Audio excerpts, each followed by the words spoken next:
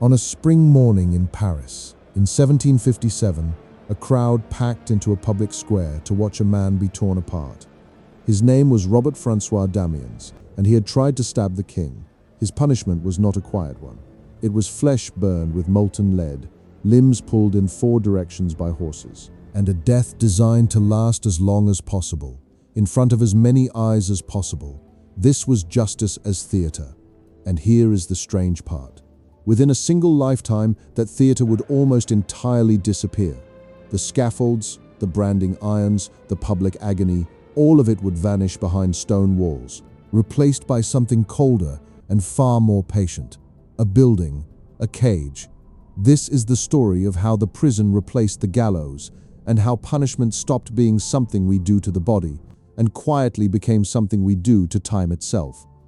To find the first true prison, you have to go looking underground. Beneath the edge of the ancient Roman Forum sits a cramped stone chamber that Romans called the Tullianum and later ages called the Mamertine. Tradition credits its construction to the early kings of Rome some 26 centuries ago, and it was less a room than a pit. Prisoners were lowered through a hole in the ceiling into the dark. But here is what matters. The Tullianum was almost never a place where you served a sentence. It was a place where you waited. You waited for trial, or you waited for execution. Jugurtha, the defeated king of Numidia, was thrown into that pit and left to starve to death around the year 104 before the Common Era. Vercingetorix, the Gaulish chieftain who defied Julius Caesar, was held for years and then strangled there after Caesar's triumph in 46. The prison was a waiting room for the dead, and this was not a Roman quirk. In Athens, Socrates spent his final hours in the city's public prison in 399 before the Common Era. Not as a punishment in itself, but simply because that is where they kept him until he drank the hemlock. The idea would have baffled these societies that you might lock a person in a room for 10 years and call the room the punishment. The Roman jurist Ulpian said it plainly. A prison, he wrote, should be used to hold people, not to punish them. So if the cage was only ever meant to hold, where did we ever get the idea that the cage itself could be the sentence? For 1,000 years after Rome fell, the guilty had far worse to fear than a locked door. Medieval justice was loud, public, and written on the body. There were the stocks and the pillory, where offenders were pelted by their neighbors. There was branding, the severing of hands and ears, the whipping post, the gallows, and the breaking wheel. The very word we use, gaol and its cousin jail, comes down through Old French from the Latin for a cage, a place to keep an animal. And that is roughly what these places were. Castle dungeons, the towers of great cities, and grubby town lockups existed everywhere, but they mostly held the accused before their fate, or held debtors until someone paid their debts. Long-term imprisonment as the actual penalty was rare, because it was expensive and, to the medieval mind, pointless. Pain and death were cheaper, and they made a better spectacle. But somewhere in the 16th century, a new idea started to stir. In London, in 1553, the young King Edward VI handed over a royal palace called Bridewell to the city, and it was reborn as a house of correction, a place to sweep up vagrants and the idle poor and put them to hard labor. In Amsterdam, from 1596, there was the Rasvuis, where men were made to rasp blocks of hard tropical wood into fine powder for dye, hour after grinding hour. The theory was radical for its time. That work and discipline applied inside an institution might actually reshape a person, but scraping wood was one thing. The notion that confinement itself, the sheer silent emptiness of a locked cell, could remake a human soul, that would take nothing less than a revolution in how people thought. The change, when it finally came, began not with a jailer, but with a book. In 1764, a young Milanese nobleman named Cesare Beccaria published a slim volume called On Crimes and Punishments. In it, he argued something that sounds obvious now and was electrifying then. That torture was barbaric, that the death penalty was a poor deterrent, and that punishment should be swift, certain, and proportionate to the crime, not a festival of cruelty. The book swept across Europe and lodged itself in the minds of monarchs and philosophers. Then came the tireless Englishman. In 1773, John Howard became the High Sheriff of Bedfordshire, and what he saw in his local jails appalled him. Jailers were paid by fees, which meant that prisoners found innocent could still be held until they paid their way out. And a disease they called jail fever, which we now know as typhus, killed more inmates than the hangman ever did. Howard began an obsessive tour of the prisons of Britain and Europe, measuring cells, counting the dead. And in 1777 he published The State of the Prisons. Here, the story turns quietly tragic, and we will return to it. Then arrived the strangest visionary of all, the philosopher Jeremy Bentham, who in 1791 proposed a building he called the panopticon. Picture a great circular prison, with every cell facing inward toward a single central tower. From that tower, an unseen watcher could observe any prisoner at any moment. The genius and the horror was that the prisoners could never tell when they were being watched, so they would behave as though they always were. They would police themselves. Bentham poured years and a fortune into the idea, and in his lifetime never got it built. But across the Atlantic, a group of Quakers was about to take the reformers' dream and pour it into stone. And they were about to discover that the dream had a nightmare folded inside it. The dream crossed the ocean, and there it hardened into architecture. In Philadelphia, reformers and Quakers, moved by the belief that every sinner carried a spark of the divine, formed a society in 1787 to relieve the miseries of public prisons. Their logic was almost gentle. If you left a wrongdoer completely alone, in silence, with a Bible and his own conscience, he would reflect on his sins and emerge reborn. He would become penitent. And from that word penitence, we get the name of the entire institution, the penitentiary. Their grand cathedral of this idea opened in 1829, just outside Philadelphia. Eastern State Penitentiary was a wheel of long cell blocks radiating from a central hub. And inside it, solitude was total. Each prisoner had his own cell, his own small exercise yard, and almost no human contact whatsoever. When a man was moved through the halls, he was hooded so that he would never even glimpse another face. This was called the Pennsylvania system, or the separate system. A rival model grew up in Auburn, New York, in the same era.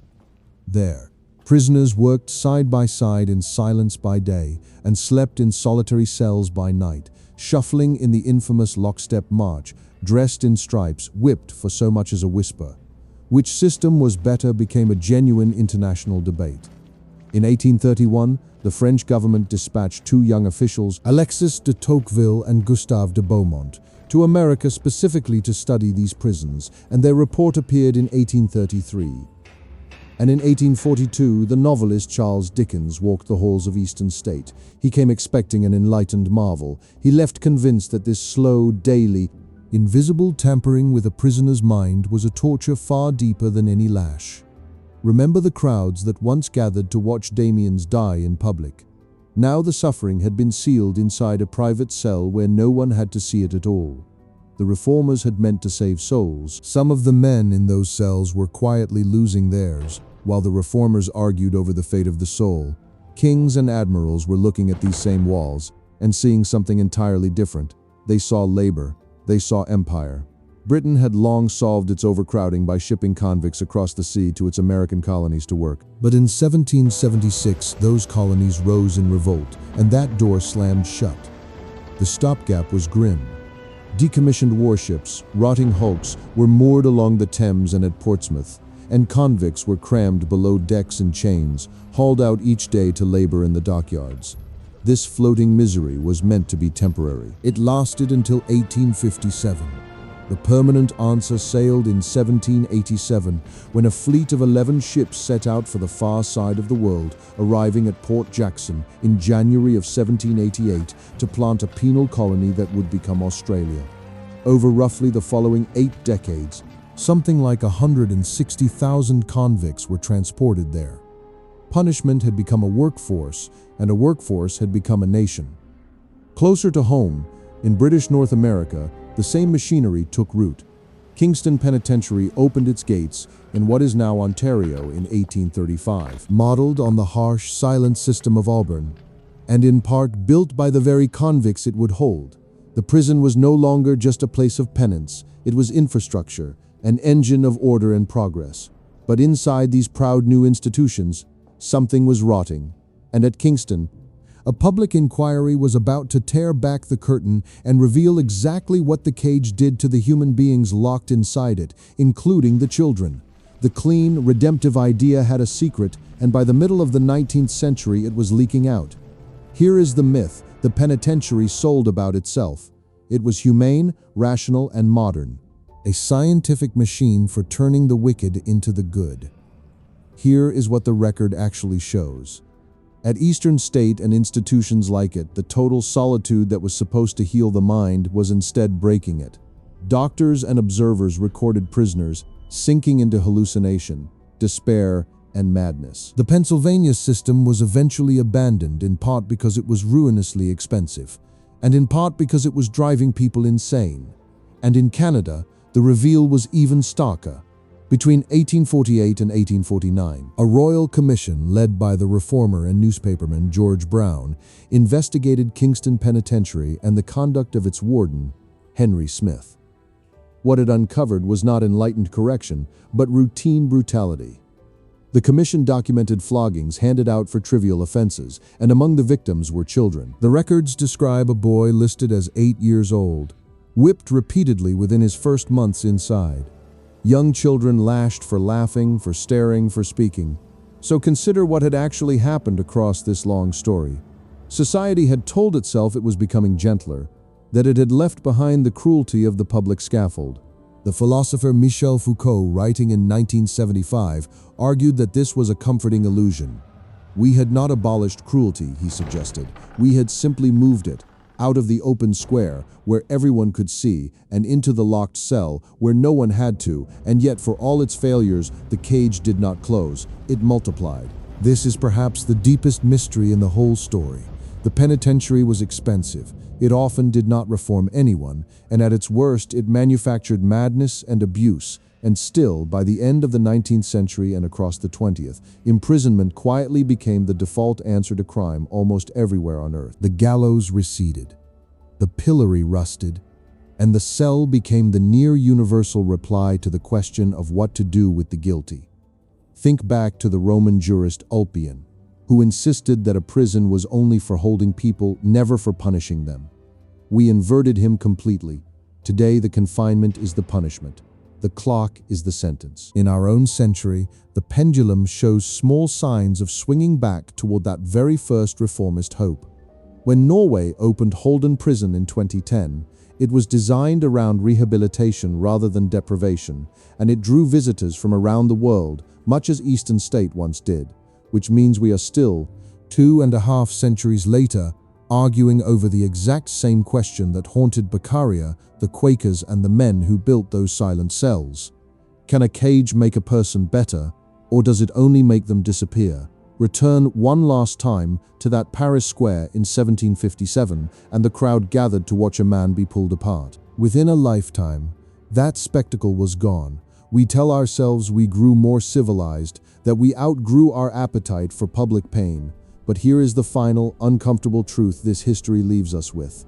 We did not abolish punishment. We relocated it. We took it out of the town square, where everyone had to witness it, and we sealed it behind walls and inside years, in a place most of us will never see and rarely think about. The gallows was a punishment everybody watched.